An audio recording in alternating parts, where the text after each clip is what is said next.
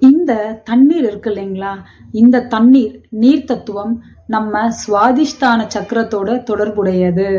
சுவாதிஷ்டான சக்கரம் எங்க இருக்குன்னா தொப்புளுக்கு கீழே அடி வயிறுல இருக்குங்க. அடி வயிறுன்றப்பயே அது சம்பந்தமான உறுப்புகள் எல்லாத்தையும் பாருங்களேன். அடி வயிற்றுல இருக்கக்கூடிய உறுப்புகள் பெருங்குடல், சிறுநீரகம், இனப்பெருக்க மண்டலம், ஆண்களுக்கும் சரி பெண்களுக்கும் சரி. எப்போல்லாம் நம்ம உடம்புல அந்த வாட்டர் எலிமெண்ட் இம்பேலன்ஸ் ஆக ஆரம்பிக்குதோ, சுவாதிஷ்டான சக்கரம் ஹார்மோனியா இல்லாம இம்பேலன்ஸ் ஆக ஆரம்பிக்குதோ, இந்த உறுப்புகள்ல தொந்தரவுகள் வரும்.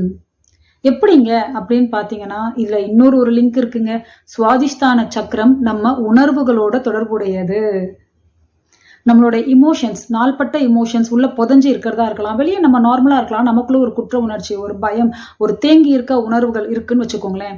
அதே மாதிரி அடுத்து நம்ம அந்த ரிலேஷன்ஷிப்போட இருக்கக்கூடிய அந்த இஷ்யூஸ்லாம் இருக்குன்னு வச்சுக்கோங்களேன். அது எல்லாமே இந்த சுவாதிஷ்டான சக்கரத்தோட தொடர்புடையது.